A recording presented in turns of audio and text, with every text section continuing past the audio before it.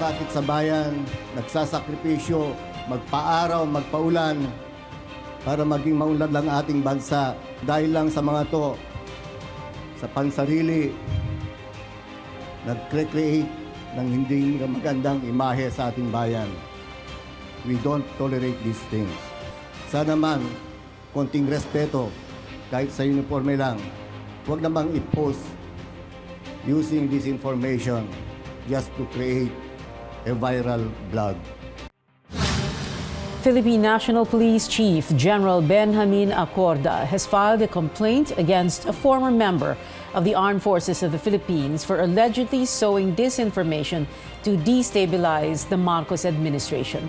The Armed Forces also studying what actions to take against a retired Army general for dragging AFP Chief General Romeo Brawner Jr.'s name into calling for the resignation of President Bongbong Marcos. Meantime, former President Rodrigo Duterte denying any participation in the alleged destabilization efforts. In fact, he says he wants to speak to Mr. Marcos about the suspension of his television program as he denies he was severely criticizing the government. Sino namang pulis o pati military na magkipag-meeting sa akin to disturb? It's all in the mind. Why would I bother to tinker with these things at this... Bakit ko hindi ginawa yan nung when I was at the height of my naging presidente na ako? Well, for what purpose? To what? Praise somebody else in praise of Marcos? I'm comfortable with Marcos. Why should I replace him? And who am I to replace him at this time of my life?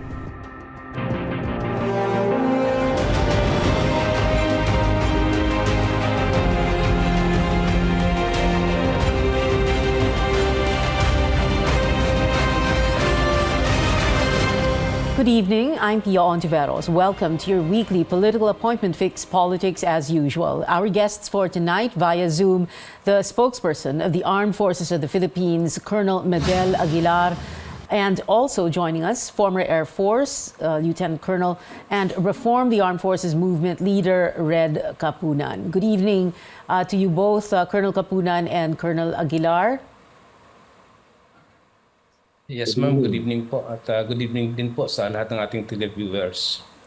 Colonel Aguilar, let's begin with you. Who is this retired Army general? I'm sure you've looked into him already. What is his service record like? What is his service reputation? Who is he? I think they are referring to a retired Brigadier General from the Philippine Army, Brigadier General Johnny Macanas. Mm-hmm. And, well, what is his service reputation and service record like? He retired as a good soldier who accomplished his mission. What do you mean by that, sir? A good soldier. Okay, retired a good soldier, accomplished his mission. Only soldiers, only the armed forces, or even the Philippine National Police elements would understand that. What does that mean to ordinary civilians, to ordinary citizens? Meaning, during the time of his service in the Armed Forces of the Philippines, he was doing his task very well. And I was not, just unfortunate that I was not able to work with him under one unit. Mm-hmm. Okay. He retired when? Several years ago. Was it 2015? Is that right? And he is not a PMA graduate. He is, ano ba siya? OCS? What? Officer Candidate School? I'm not sure about what year he retired, but he is with the reserve force before, a reserve officer. A reserve, okay. And like you said, no, he retired a good soldier. Emphasis on retired. So, syempre, pag retired, wala na kayong, kumbaga, responsibility or hindi nyo hawak kapag nagsalita ang isang retiradong sundalo. That's correct, ma'am. Okay. But have you listened and watched his vlogs? Have you listened to and watched his vlogs? I don't watch much of the video because it was very long, so I think I would rather focus my effort to something that is more productive. Okay. And But right now, since we stated na retired, no, so hindi nyo na nga hawak ang isang retiradong sundalo at hindi nyo hawak syempre yung gagawin niya or yung sasabihin niya, kahit ano pang sabihin niya, he is free to speak whatever is on his or her mind. Yung mga active officers, those in the active service, no? Kamusta naman po sila? Because ang pinag-uusapan natin dito yung destabilization. How are they? How is the officer corps of the armed forces doing? I think first there is no credible threat to the stability of the country. And if ever there are some individuals who will try to destabilize our country, they will pay. Now, as regards to the relationship of our, to the first on the morale of our troops, of course, the troops are high morale and we are focused on our mission because the AFP has a very important missions right now, that is to end the local communist insurgency, to defeat local terrorist groups, and defend the West Philippine Sea. So our troops are actually focused on the tasks that were assigned to them. Focused on the task, focused on the mission, precisely like you said, defending sovereignty, West Philippine Sea, etc. And I suppose, Colonel Aguilar, you will also say that the armed forces recognizes and is loyal to duly constituted authority. Yes, correct, ma'am. The armed forces is a professional organization. And also the officers and men that compose it adheres to the chain of command and is loyal to the flag and institution. Okay, and at the moment there are no issues that the officer corps or the rank and file enlisted personnel are agitated about. No issue at all, ma'am. Okay. Joining us on the other line also via Zoom is Colonel Kapunan. Like I introduced him earlier, he was a leader of the Reform the Armed Forces movement. That was a very popular rebel officers group. This was back in 1986, 85, 86. That means, sir, long before many of those who are watching us were born. But I'm sure they're Googling right now and looking you up and the RAM, no? Yung RAM kasi was involved in the EDSA 1986 revolution and other attempts to destabilize the Aquino administration after the 1986 EDSA revolution. But I wanted to ask you, Colonel Kapunan, for a destabilization attempt to succeed, there are ingredients that are needed, right? I mean, in other words, it's not as simple as destabilize natin, magkalat tayo ng chismis, and then that's it. There are things na kailangan, mga ingredients nga kung tawagin. Is that correct, sir? Well, if I am to evaluate it from what I know, ang isang plano katulad ng 1986, which is, by the way, 4 years in the making, no? Yung 86 operation na yun was all quiet until the day or a few months before it was supposed to be launched. Kaya yung nangyayari ngayon, where so much talk is being done, so much noise is being done, my tendency is not to believe it. Because parang vlog na the usual bloggers technique of catching attention to gain viewership.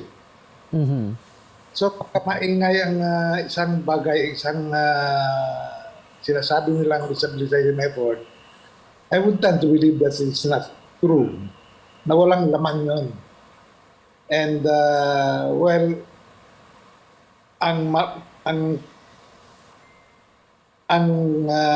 nangyayari kasi noon for almost 4 years it was sort of yung 1986 revolution, and in the next few years it was planned mga tactical parts noon. Walang kaingay-ingay yun. Walang kaingay-ingay. That's why if I were the people in intelligence now, yung ingay na ito may be an indicator of some disgruntled people. It indicates mga disgruntled elements. Not necessarily inside the organization, but well, outside the organization with certain political leanings. Na wala pang masyadong suporta, kaya ginadaan pa sa ingay. Yun ang aking basa dito. Interesting, Colonel Capunan, when you say yung ingay, what you're saying here is that any coup d'etat or any attempt to destabilize will only be successful kapag tumahimik yung mga coup plotter. In other words, hindi nila dapat binobroadcast at lalong hindi dapat binobroadcast ang plano, pero hindi dapat binobroadcast kung ano yung mga issue nila. Is that right? In other words, yung element of surprise, which is the whole idea of a coup d'etat. Like I remember, February 1986, ang daming nagulat nung biglang nag-withdrawal of support si FVR at si JPE at kasama kayo doon.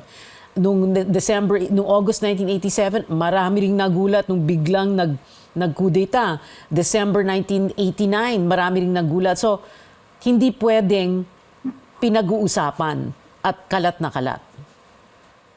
Well, sabi nga ni Sun Tzu, di ba?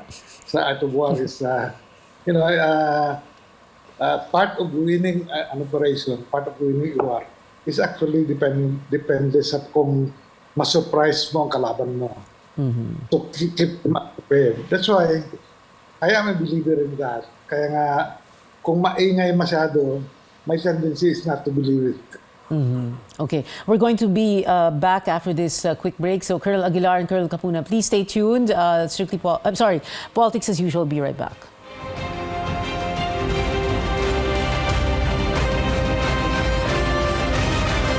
Welcome back. This is Politics as usual. Still with us, the spokesperson of the Armed Forces, Colonel Medel Aguilar, and former Air Force Lieutenant Colonel and RAM leader Eduardo Red Capunan of the PMA class of 1971. Colonel Aguilar, before I go back to Colonel Capunan, I just wanted to ask you, because ang sabi nga ni Colonel Capunan kanina, yung ingay, indicator lang naman yan na merong mga disgruntled elements, if not within the organization, then outside the organization. My question is, are you also keeping tabs on these people? Mama, we are a democratic country, so therefore we have freedom of expression, opinion, and therefore we just respect that. Okay, you respect that, but you still do monitor what people are saying. After all, it is part of the political milieu. Of course, we monitor because these are public utterances, so we are able to monitor them. Okay. Colonel Capuna, let's go back to you, sir. So kanina, ang pinag-usapan natin yung element of surprise, which is so crucial, so that those who plot a coup or a destabilization or a mutiny will succeed, as what happened in EDSA 1, in EDSA 1986, your group in EDSA 2 in 2001. Again, long before siguro some of those who are watching were born, no? Bukod sa element of surprise, yung isa pang ingredient, would you say that it would be an agitated organization? So may issues yung mga military at yung mga sundalo at yung mga police, may issue sila, and also an agitated citizenry. Would you say that that is important in a coup? Because how can a coup be supported kung hindi galit ang tao? Tama po ba yon? Ang tingin ko, it will be in disorder. An agitated citizenry, pagkatapos maramdaman niya ng mga people in uniform, because silang gagamitin to subdue the citizenry na agitated eh. But realistically, ang mga sundalo natin, mga police natin, pamilya din nila yung mga civilian sa labas na agitated. In other words, ang paghawa-hawa niyan is from the citizenry, mahahawa pati ang clergy, mahahawa pati ang mga ibang pang profession dyan, simply because we are part of one country. A Philippines that is trying to survive in this problematic age. Okay. But if you say agitated citizenry, agitated military, agitated police, yung mga issues na sinasabi, does it have to be napakalaking issue, or should it be, should it be para bang a combination of so many issues? In other words, what you would call a perfect storm. Kumbaga, maraming issue laban sa administration para mag-succeed itong any destabilization. And I'm talking about even in the past. Ang issue siguro dito is, I think, an issue of life and death for the country. Because the soldiers and the policemen, they're supposed to defend the country. And if the country is threatened, whether this chain of command will call for them or not, it is incumbent upon them to protect the people. Okay. So if the country is threatened, is that is what happened in EDSA DOS 1986 and EDSA 1986 and EDSA DOS? Ganun po ba yun? Kaya nagka-withdrawal of support? Yes. And it was a very, very solid cause kasi hindi nanggaling sa military yung yung agitation. You know, we were the ones implementing martial law at the time. Right. Nakita natin na kung paano naabuso ang martial law. And of course, we saw our comrades dying in the field. I was in Mindanao for 5 years. We saw our comrades dying. And we were asking the question, what are we dying for? You know, ano ba talaga ang labanan na ito? Makukuha ba ang solusyon ito sa pamamalakad o sa pagdala ng bayan natin? But you know, the answer to that did not come easily also. It took a lot of research from our side. It took a lot of effort to consult other sectors of society secretly para malaman natin kung ano ba talaga ang dahilan at bakit tayo bumabagsak. So yun ang naging root cause na lahat niyan. Okay. Back in EDSA 1986 or leading up to EDSA 1986, we felt that and you felt that. Kaya nga nagka-mutiny. Kaya nga pumunta ng Camp Aguinaldo si FVR and JPE, etc. In EDSA DOS, nagkaroon ng impeachment trial. And that's why we had what we had. We had all these yung dalawang EDSA, yung mutiny or coup even. I guess that was a coup, right? About EDSA DOS because I was not part of it. Yeah. Okay, no, but as an observer lang. But Colonel Kapunan, itong mga issues na sinasabi na di ba sabi niyo dati yung EDSA 1, EDSA 86, life and death ang pinag-uusapan doon. At this point in time, ganun po ba yung nararamdaman ninyo? I mean, as an observer, yung mga issues that have been ranged about or against the government, are these life and death issues that could spark something? To my mind, it is not yet a life and death issue. Okay.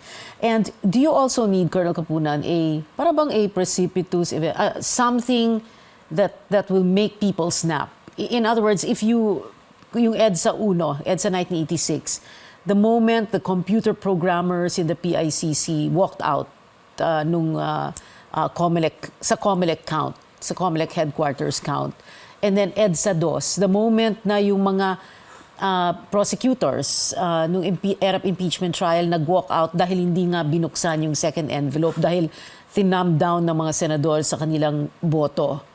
Would you say that for any destabilization to succeed, you need something like that? I mean, there has to be parang something that will a switch or whatever.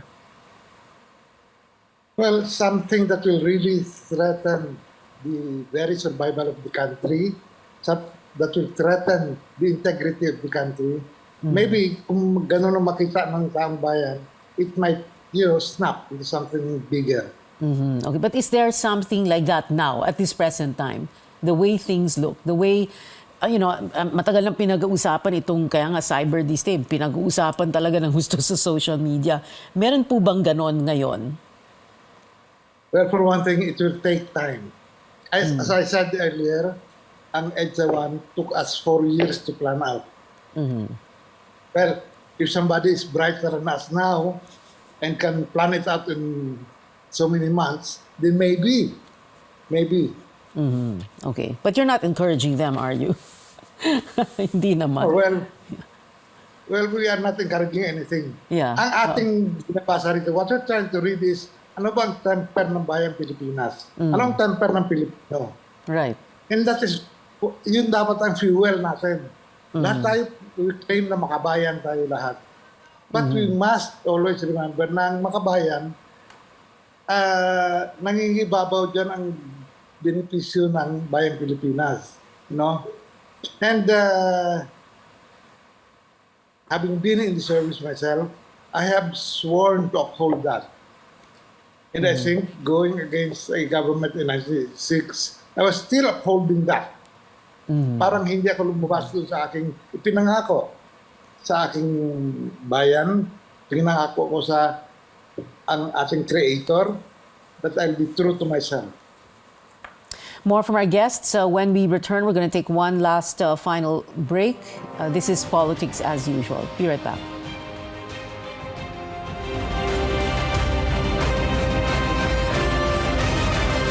You're still on Politics as Usual. Our guests, Colonel Red Capunan and Colonel Medel Aguilar. Colonel Aguilar, at this moment, are there, like you said earlier, morale is good. Okay lang ang moral ng mga sundalo. I wish we had the PNP here tonight with us.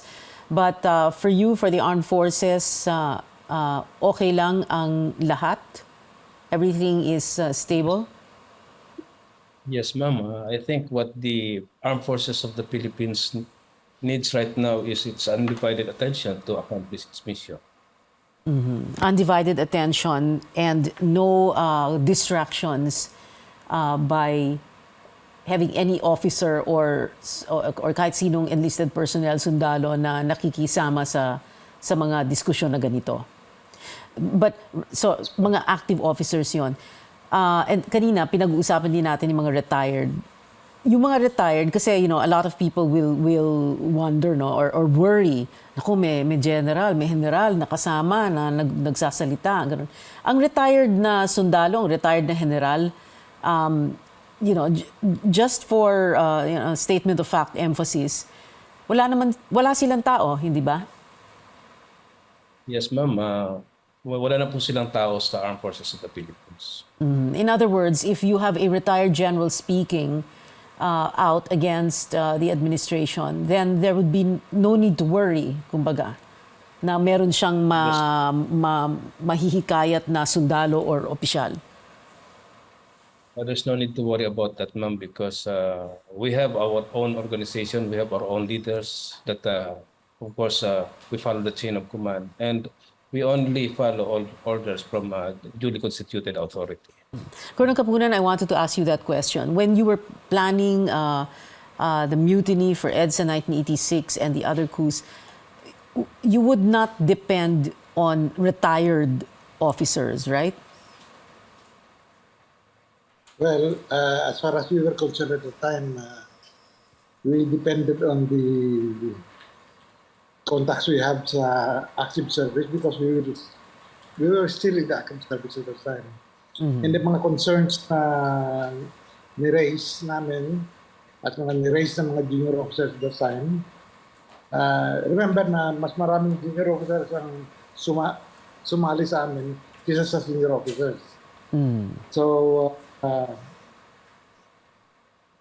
hindi nagiging issue yung retired, and of course, mga retired officers, we wanted them to rest already. Because they're retired, they're supposed to be resting.